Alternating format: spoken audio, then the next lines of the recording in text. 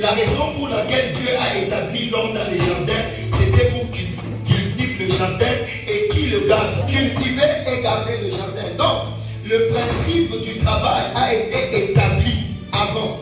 Dieu avait établi le principe du travail et nous allons voir que déjà Dieu dès le départ c'était un bosseur. Dieu lui-même a travaillé pendant 6 jours et le 7e jour il s'est reposé. Dieu nous a donné son modèle. Alors l'homme a commencé aussi à cultiver le jardin où il y avait tous les arbres, il y avait les animaux, il y avait une abondance.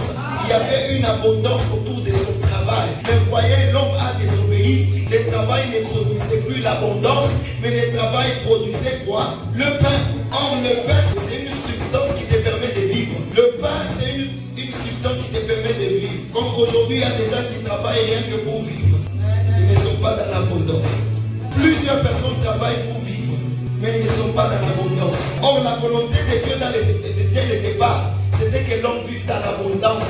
Même dans le travail que tu fais, que tu vives dans l'abondance.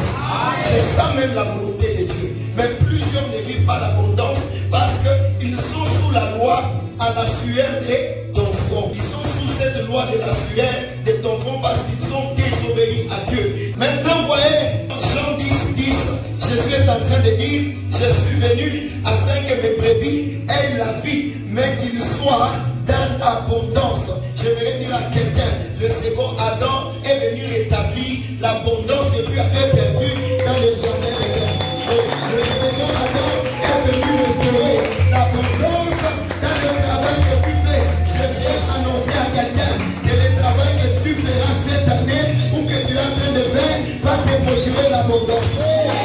Toi, tu ne seras pas limité. Pourquoi? Parce que pour toi tu as Jésus.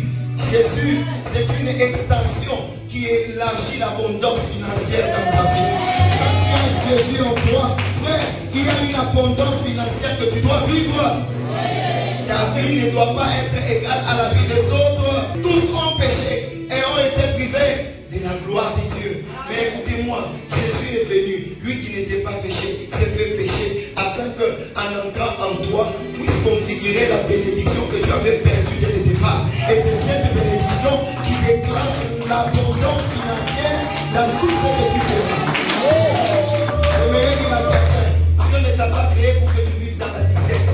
Dieu ne peut pas te créer sur la terre pour que toi tu commences seulement à souffrir. Non. Alors là, je vais expliquer un mystère. Parce que nous avons vu que Dieu a maudit Adam. Il a maudit la femme, n'est-ce pas? La femme tu enfanteras par la douleur. Adam, tu mangeras la sueur de ton front. Et il a maudit qui? Le serpent. Tu mordras les talons, n'est-ce pas, de la postérité de la femme. Mais elle t'écrasera la tête. Écoutez-moi.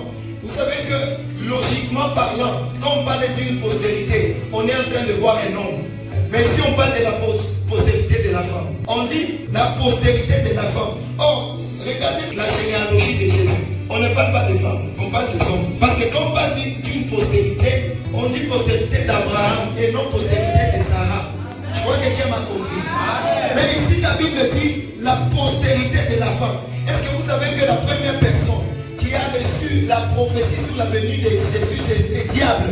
C'est le diable dans le jardin d'Éden. Il a reçu la prophétie sur la venue du Messie. Et là, on parlait d'un fils qui naîtrait, pas de l'union d'un homme avec une femme, mais de l'union du Saint-Esprit avec une femme. Voilà pourquoi on dit la postérité de la femme. Parce qu'on n'a pas répertorié Jésus dans la postérité de Joseph.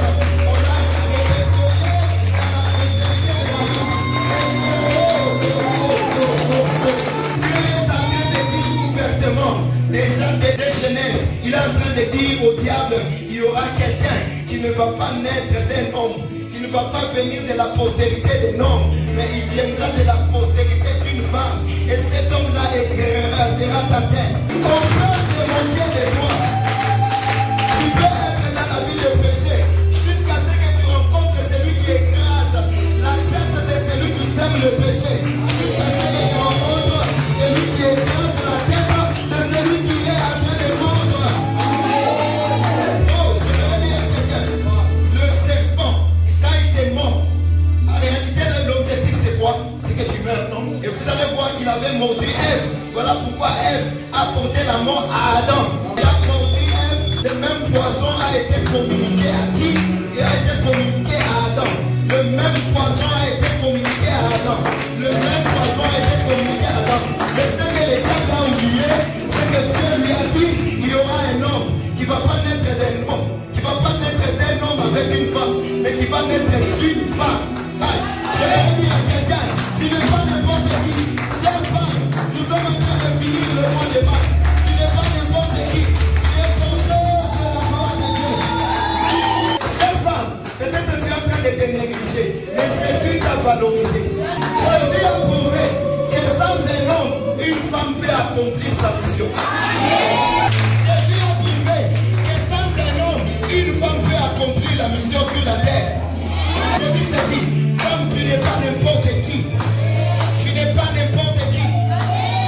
Si le Créateur t'a considéré, c'est que tu as de la valeur.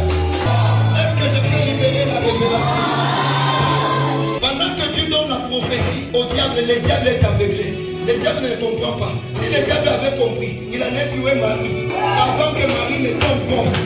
Le diable n'avait rien compris. Écoutez-moi, Dieu te parlera des moments en parabole. Il va te donner une prophétie que tu dis, ça je ne crois pas que ça peut arriver. Le diable n'avait pas pris à cela.